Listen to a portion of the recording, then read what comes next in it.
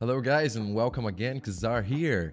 Today I'm accompanied by a very special guest, Mr. Poro is here with us, and we wanted to talk a little about League again, as it seems that Riot is trying to dig an even deeper grave for itself. So just a couple of days ago, a new mechanic has been found to soon be added in the PBE, which is the lane swapper detection. So for those who don't know, the lane swapping mechanic is something brand new that's kind of aimed at avoiding group invades or just from maybe undermining a little bit of the support role and those quick swapping from lanes.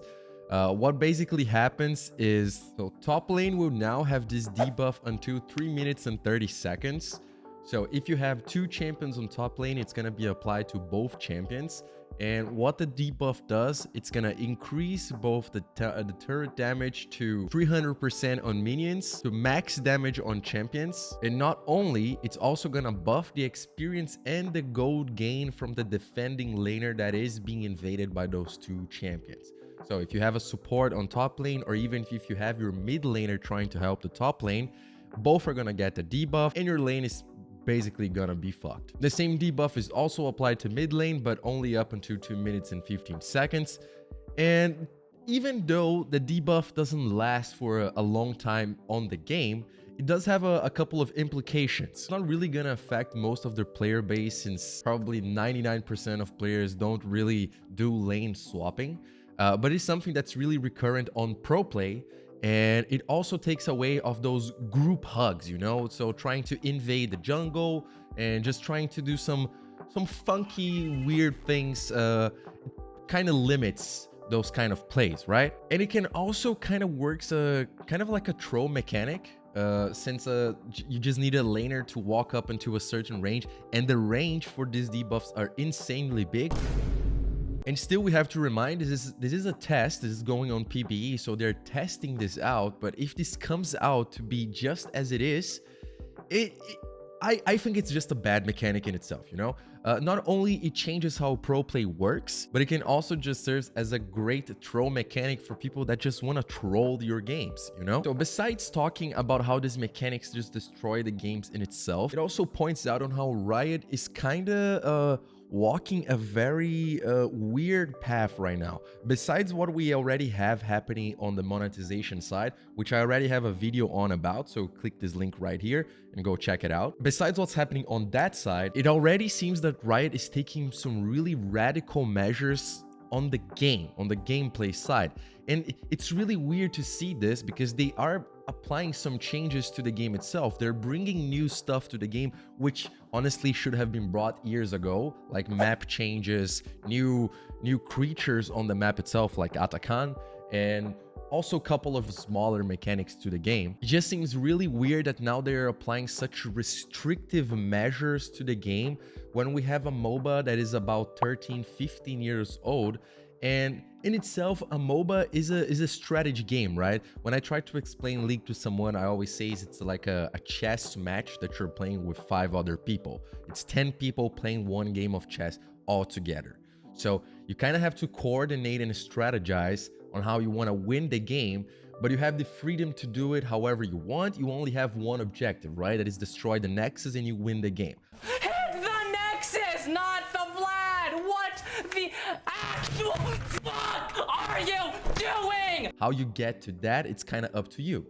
But now that Riot is trying to apply this kind of very restrictive measures to the game, it seems like they're really trying to push a certain way that League should be played. And even though League has had a kind of like a structure on how the game is played for the last many years, it's really weird to see them applying this kind of measures, this kind of rules right now, right? The first time I saw like the huge lane swapping mechanics on the, I think it was in Worlds 2023, when it started to catch up, and I saw Korea really pushing up this lane swapping, like bot lane going top lane and top lane going mid and mid laner going bot right from the beginning. I found it was really creative, because it changed the game up and it was just something brand new and changed the pacing of the game, right?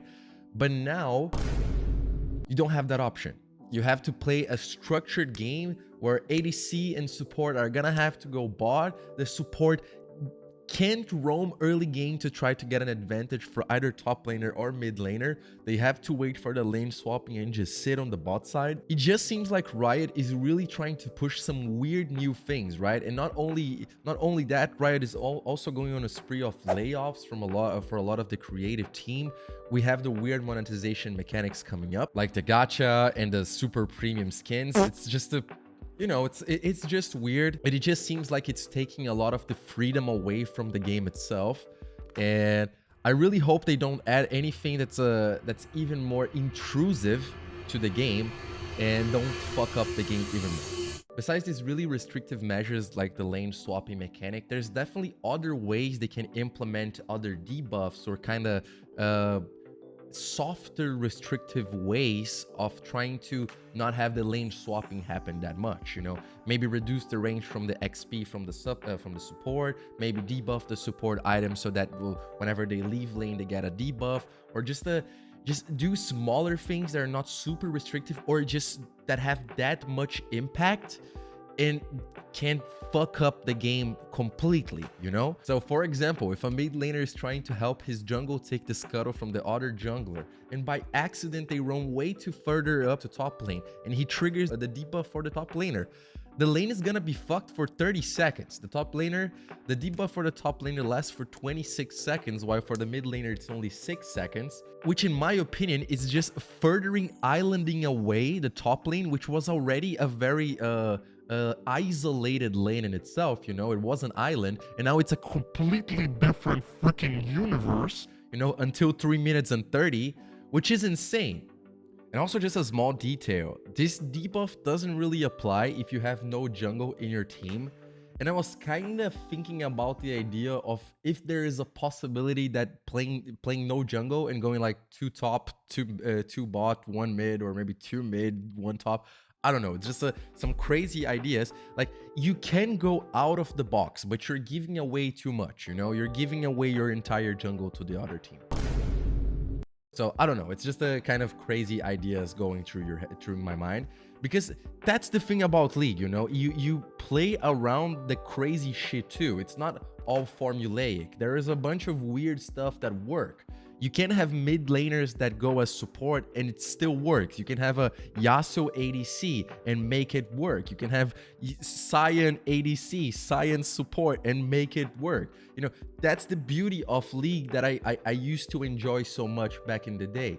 The game wasn't very stuck up on just playing on a single play style. You could try different stuff and it could still work and win you games. And right now it just seems like Riot is trying to push way too much into one direction and taking away too much from the game, not only gameplay wise and also monetization wise, but from the player itself. You know, it's just taking your creativity of playing League of Legends, and that sucks. So that's about it. I hope you guys enjoyed this video. Don't forget to leave a like and subscribe. Comment down below so we can chat about this whole situation and what Riot is doing and where it is heading to. And I'll see you in the next one. Cesar out.